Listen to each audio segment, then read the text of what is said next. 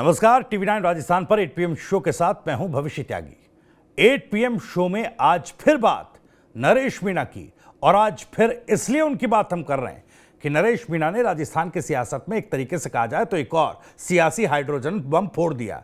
एक के बाद एक नरेश मीणा कई मुद्दों के सहारे अपनी सियासी लकीर को तो और बढ़ाते जा रहे हैं, लेकिन सरकार के लिए भी टेंशन लगातार बढ़ा रहे हैं। और केवल सरकार के लिए नहीं, राजनीतिक दलों के लिए, चाहे वो कांग्रेस पार्टी हो, चाहे कोई और दल हो या कोई स्पेसिफिक नेता, हर कोई नरेश मीणा को देखकर हैरान है कि भाई नरेश मीणा जो कि देवली उनियारा में एसडीएम को थप्पड़ तक मार दे रहे थे, जो इतनी हिंसक राजनीति करते हैं, जिनका व्यवहार इतना हिंसक है, आखिर उनकी राजनीति बदल कैसे गई?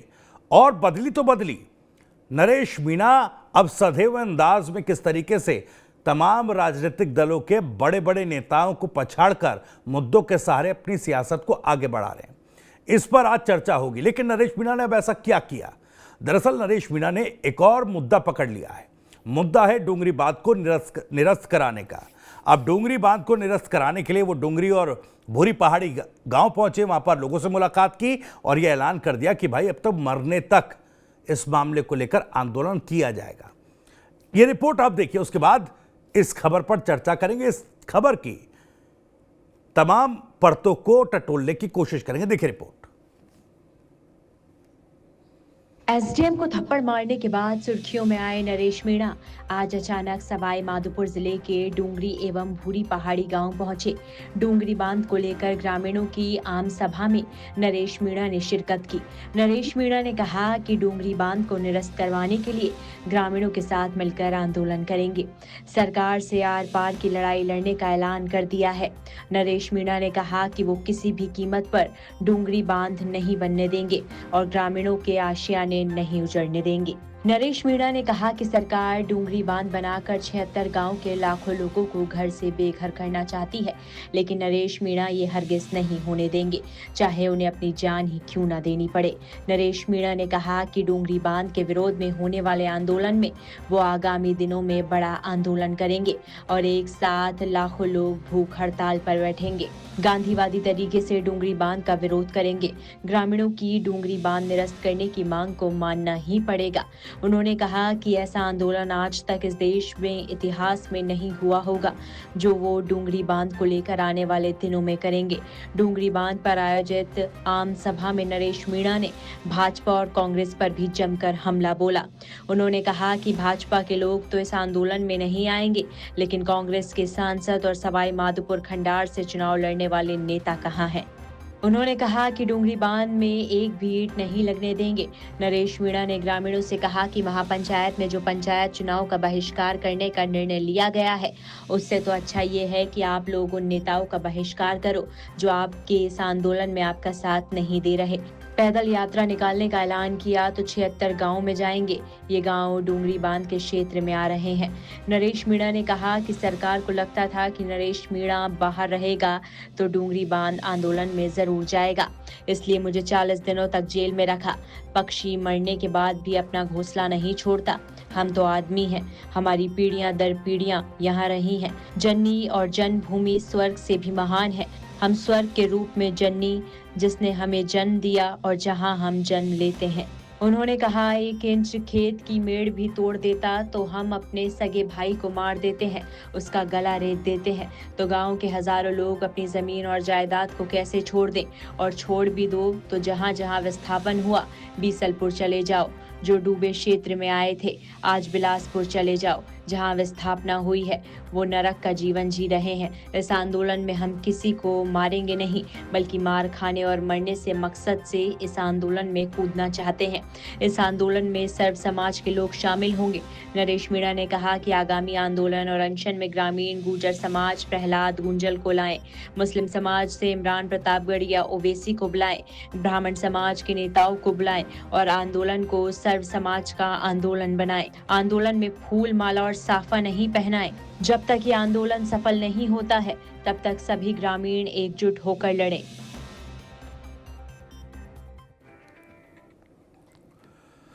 तो देवली उनियारा के उपचुनाव में जिस तरीके से हिंसा हुई और हिंसा का सीधा आरोप नरेश मीणा पर। नरेश मीणा ने एसडीएम को थप्पड़ जड़ा, लेकिन उसके बाद उनकी जेल यात्रा और अब एक के बाद एक, चाहे जनक्रांति यात्रा हो, उनका अनशन हो और अब आंदोलन की तैयारी। नरेश मीणा बड़े सधे हुए अंदाज में आगे बढ़ रहे हैं। इसी पर करेंगे चर्चा मेरे सहयोगी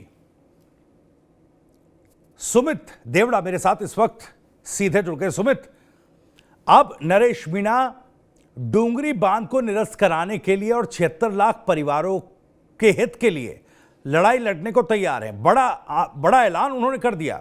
वो कह रहे हैं कि भाई आमरण मरने तक जो है आंदोलन किया जाएगा।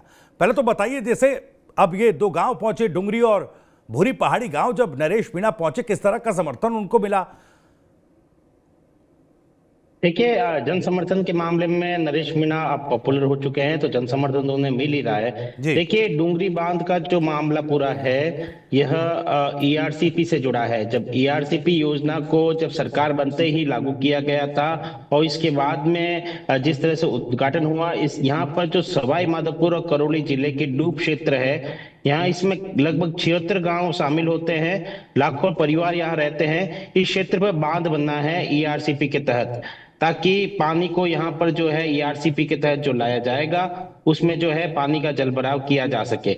लेकिन इन गांव क्षेत्र वालों का कहना है कि अगर यहाँ पर डूंगरी बांध बनता है तो लाखों लोगों को अपने घरों से विस्थापित होना पड़ेगा। यही कारण है कि लंबे समय से यह विरोध चल रहा था। यहाँ तक कि डॉक्टर किरोड़ीलाल मीणा के खिलाफ यहाँ के गांव ग्रामीणों ने मोर्चा खोल दिया था, क्योंकि सवाई माधोपुर करौली जिला जो है डॉक्टर किरोड़ीलाल मीणा का गृह क्षेत्र भी माना जाता है। तो ऐसे में लंबे समय से विरोध चल रहा था। लेकिन जब हाल ही में झालावाड़ स्कूल हादसे के बाद में जब नरेश मीणा जेल से बाहर आए, तब जो है जब वे जनता को संबोधित कर रहे थे, जनता के बीच पहुंचे, तो एक प्रतिनिधिमंडल जो है नरेश मीणा से मिलने पहुंचा था। उन्हें सहयोग की मांग की थी, क्योंकि नरेश मीणा जिस तरह से मुद्दे उठा रहे हैं, लगातार उनके मुद्दे जो है पूरे उनकी आवाज पूरे देश में गूंज रही है। तो कहीं ना कहीं यहाँ के क्षेत्र के लोग भी चाहते थे कि नरेश मीणा उनके क्षेत्र में आए और इसके बाद में जो है उनकी आवाज, जो डूंगरी बांध की आवाज वे लंबे समय से उठा रहे थे,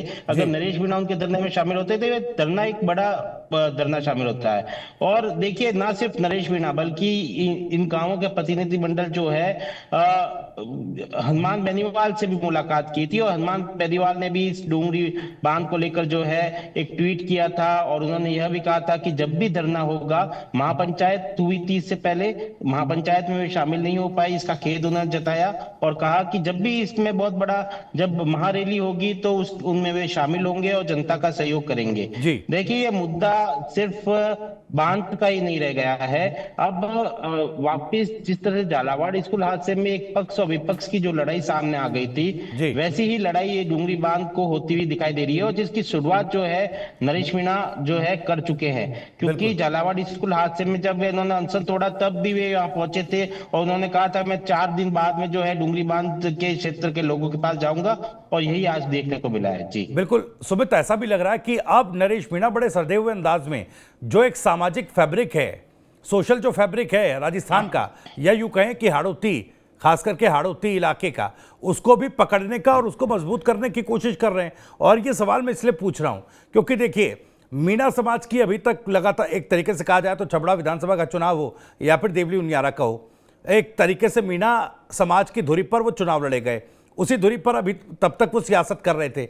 लेकिन अब देखिए, जिस तरीके से अनशन के बाद से वो ये भी कहते नजर आ रहे हैं कि भाई, वो याद दिलाते नजर आ रहे हैं कि किस तरीके से मीणा समाज ने राजेश पायलट को चुनाव जिताया था, उस दौर का भी वो जिक्र कर रहे हैं और कह रहे हैं कि भाई मीणा समाज को भी प्रतिनिधित्व राजेश पायलट साहब ने दिया। इसके देखिए, मतलब एक एक बयान से कई एक एक तीर से कई निशाने साध रहे हैं। और अब जब आंदोलन की बात वो कह रहे हैं तो सर्व समाज आंदोलन में शामिल होगा, इसका भी आह्वान कर रहे हैं। देखिए नरेश मीणा जरूर अभी जो है ज्यादा पॉपुलर हुए हैं थप्पड़ कांड के बाद में और चर्चा में आए हैं, लेकिन सदैव नेता जिस तरह से उनके भाषण सामने आए हैं, देखिए जी उनके भाषण को डिकोड करने का अगर हम प्रयास करें तो किस तरह से उन्होंने अपने भाषण में तमाम पूरी राजस्थान के नेताओं को अलग अलग भाषणों में शामिल किया है, खासकर जो जनप्रतिनिधि रहे हैं और जिनके खिलाफ, जिन नेताओं के खिलाफ जनता में रोष है, उन नेताओं को भी अपने भाषण में शामिल करते हुए विरोध जताया है, जिस तरह से प्रमोद जैन भाया है और कई ऐसे बाहरी नेता है। देखिए उन्होंने किरोड़लाल मीणा उनसे मिलने नहीं पहुंचे, उसके बाद में भी कितनी सियासत हुई, उसके बाद में भी जो है उन्होंने किरोड़लाल मीणा के बारे में हमेशा सकारात्मक जो है अपने भाषणों में बोला है। इसके बाद में सचिन पायलट, राजेश पायलट किस तरह से बीच में जब झालावाड़ स्कूल हादसे को लेकर वे जेल में थे और इसके बाद में बाहर आए, तमाम नेता भी मिलने पहुंचे थे, अनशन जब शुरू हुआ, अस्पताल जब वे पहुंच गए थे,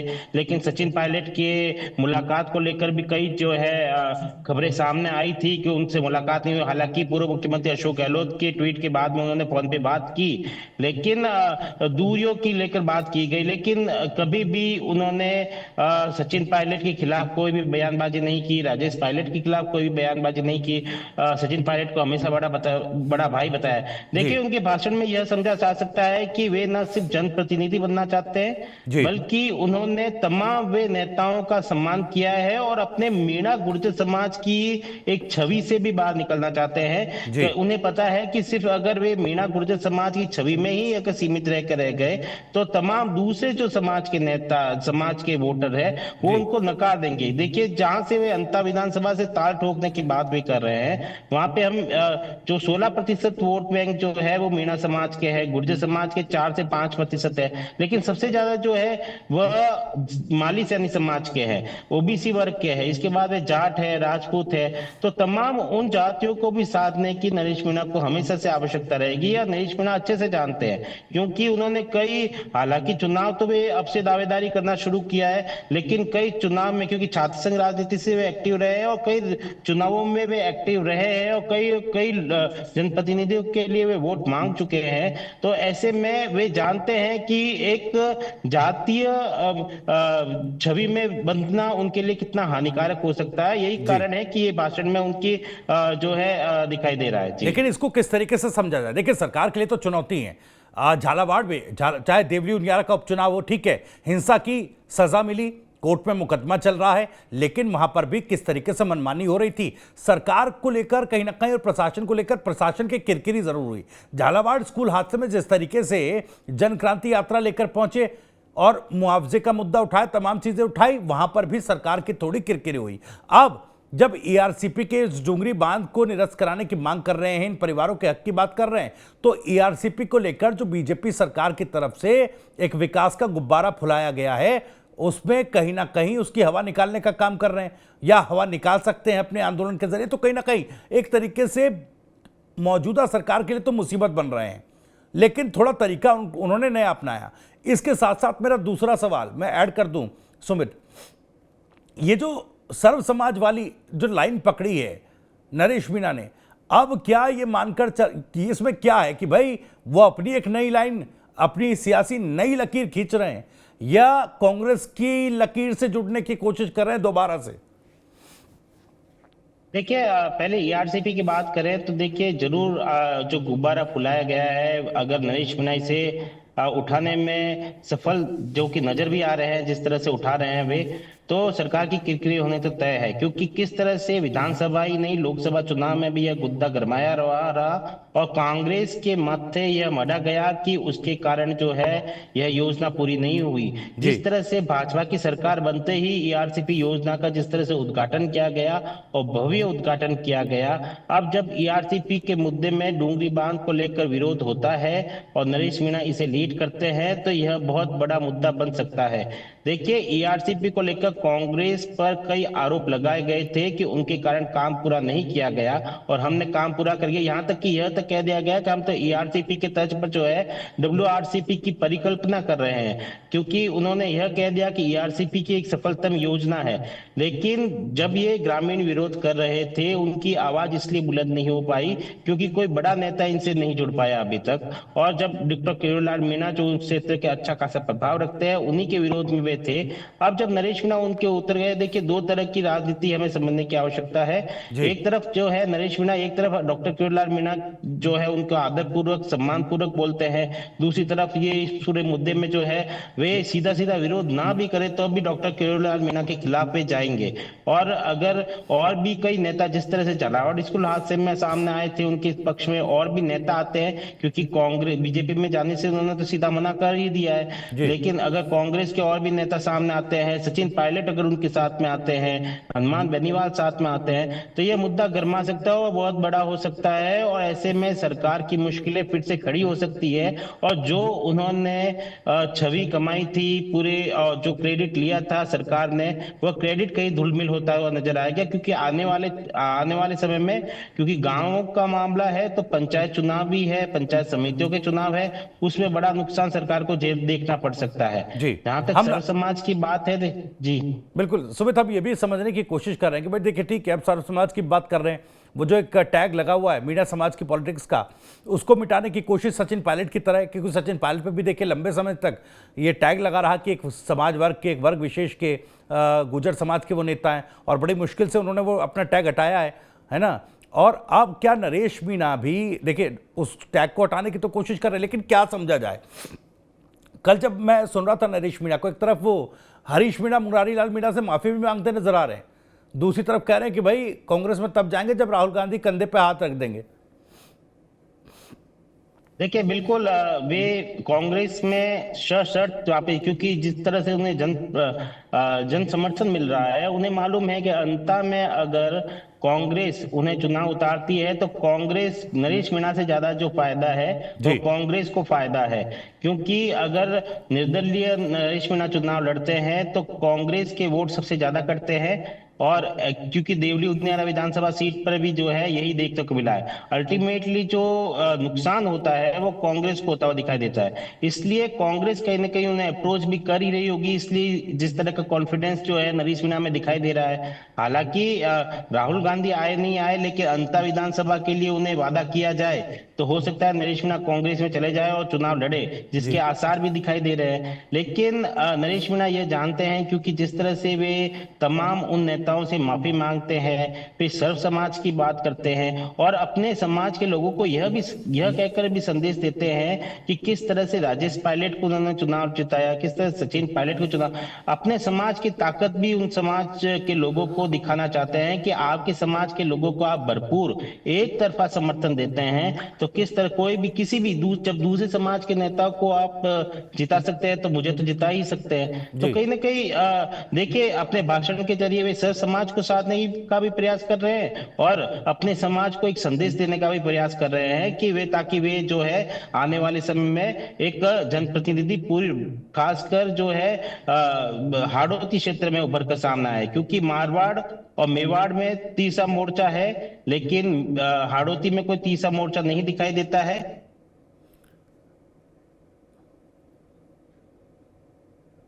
बिल्कुल ठीक कह रहे हैं आप। हाड़ौती के इलाके में देखिए जिस तरह की सियासत है, कोई तीसरा मोर्चा नहीं है। और कम से कम राजस्थान की राजनीति में अभी हाल के दिनों में ऐसा ही भर्ती मुद्दे को लेकर हनुमान बेनीवाल विपक्ष के तौर पर अपनी भूमिका निभा रहे थे, जहां कांग्रेस सड़कों पर दिखाई नहीं दे रही थी। लोग कह रहे थे भाई क्या हनुमान बेनीवाल ही राजस्थान में विपक्ष का एक चेहरा हो गए हैं क्या। दूसरा देखिए अपने करियर के, राजनीतिक करियर के शुरुआती दिनों में नरेश मीणा को भी छोटा किरोड़ी कहा जाने लगा था, लेकिन अब जो ये आंदोलन की बात कर रहे हैं तो किरोड़ी की तरह सियासी कद क्या वो पा लेना चाहते हैं और वो क्या कोशिश उनकी उस तरफ जाती दिख रही है। देखिए बिल्कुल कोशिश आती हुई दिखाई दे रही है, लेकिन वे सफल होते हुए भी दिखाई दे रहे जी। हैं। जिस तरह से जनता का प्यार उन्हें मिल रहा है, क्योंकि जनता के मुद्दे उठा रहे हैं। नरेश मीणा भी जानते हैं, जब तक जनता के बीच में नहीं पहुंचेंगे, जी। जनता के मुद्दे नहीं उठाएंगे, जब तक हम सफल नहीं हो पाएंगे। देखिए किस तरह से हनुमान बेनीवाल की राजनीति देख लीजिए, जब भी जनता को पीड़ा होती है वे खड़े नजर आते हैं और जनता के अंदर भी पॉपुलर भी है। जी। किस तरह से जो है एक मंत्री नहीं पहुंचते, लेकिन इतनी भीड़ नहीं होती। लेकिन वी तेजा जी 10वीं पर जिस तरह से उन्होंने 5-5 7-7 सभाएं की, और सभी जगह जो है हजारों लाखों की भीड़ जो है उनकी सभाओं में देखने को मिली।